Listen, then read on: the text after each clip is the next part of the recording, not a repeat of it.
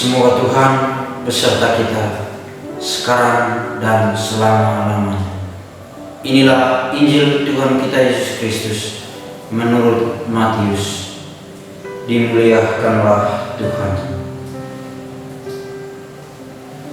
Sekali peristiwa, Yesus membawa Petrus, Yakobus dan Yohanes saudaranya, dan bersama-sama mereka ia naik ke sebuah gunung yang tinggi.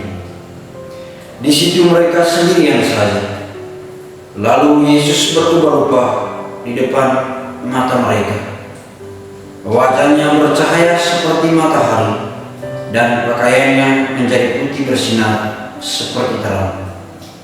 Maka tampak kepada mereka Musa dan Elia sedang berbicara dengan Yesus. Kata Petrus kepada Yesus, "Tuhan, betapa bahagianya kami berada di tempat ini. Jika Engkau mau, biarlah kudirikan di sini 3 kemah, satu untuk Engkau, satu untuk Musa, dan satu untuk Elia." Sementara Petrus berkata begitu, tiba-tiba turunlah awan yang terang menaungi mereka, dan dari dalam awan itu terdengarlah suara yang berkata, "Inilah anak yang kukasihi, kepadanya lah aku berkenan, dengarkanlah dia." Mendengar itu tersungkurlah murid-murid Yesus dan mereka sangat ketakutan. Lalu Yesus datang kepada mereka. Ia menyentuh mereka sambil berkata, "Berdirilah, jangan takut." Dan ketika mengangkat kepala, mereka tidak melihat seorang pun kecuali Yesus seorang diri.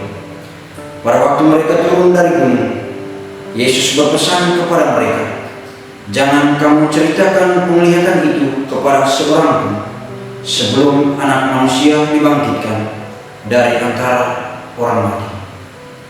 Demikianlah sabda Tuhan. Terpujilah Kristus.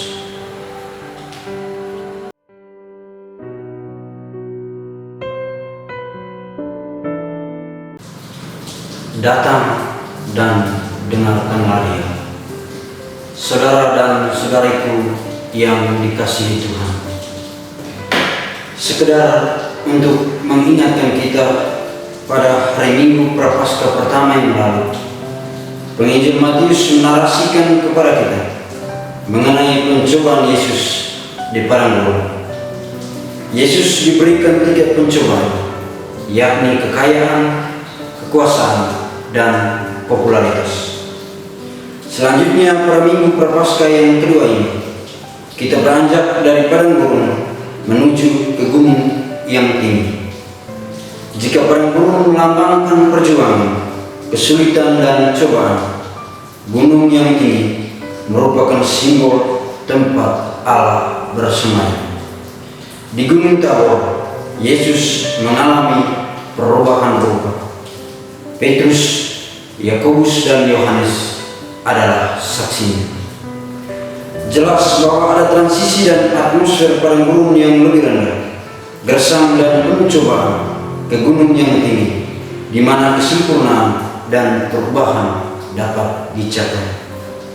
Penampakan di Gunung Tabor mau menunjukkan bahwasannya Yesus yang mulia, namun juga hamba yang menyerahkan nyawa demi keselamatan kita, umat manusia.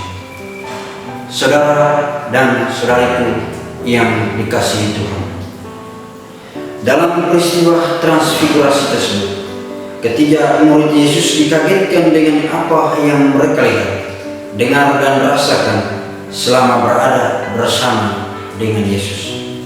Melalui peristiwa ini, sebenarnya Yesus mau mengajak kita supaya kita membuat perjanjian dengannya tentang bagaimana seharusnya kita bertindak kepada sesama kita.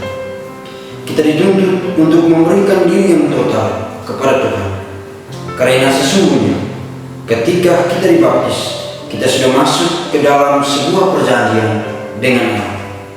Tapi kita yakin bahwa Tuhan sedang dan senantiasa bergerak, kemudian selanjutnya mengundang kita untuk membangun lingkaran cinta bersama dengan. Tugas kita adalah menaruh iman dan membiarkan Tuhan menarik kita dari keberdosan ke dalam terang kehidupan. Sebagai seorang yang beriman, kita semua pun diajak untuk beranjak dari padang gurun hidup kita, di mana berbagai cobaan akan selalu hadir di sana, dan bergerak ke gunung yang tinggi, tempat yang damai untuk berjumpa dengan Tuhan. Allah telah bersabda, "Inilah anak yang kukasihi, dengarkanlah dia." Peringatan ini sesungguhnya mau menyapa kita umat manusia, karena acap kali kita lupa akan kerapuhan dan kelemahan manusia kita. Kita cenderung mengandalkan kekuatan kita. Melalui Injil hari ini, Allah Bapa kembali mengingatkan kita untuk kembali datang dan mendengarkan anak. Setiap orang yang berziarah di dunia ini dipanggil untuk mendengarkan dan membiarkan diri dituntun oleh firman-Nya menuju keselamatan. Firman-Nya adalah terang dan jalan menuju keselamatan. Karena itu, datang dan dengarkanlah dia. Saudara dan saudariku yang dikasihi Tuhan, masa Prapaskah merupakan satu momentum bagi kita untuk mengevaluasi cara hidup kita. Biarlah masa ini menjadi momen transfigurasi bagi kita semua, dari seorang yang mementingkan diri menjadi seorang yang mampu mewujudkan cinta tanpa pamrih, dari seorang yang terjebak dalam kekhawatiran, ketakutan dan kecemasan menjadi seorang yang dipenuhi dengan kepercayaan dan harapan akan Tuhan. Selamat menikmati masa pantang dan puasa. Selamat berjaga di dalam doa. Semoga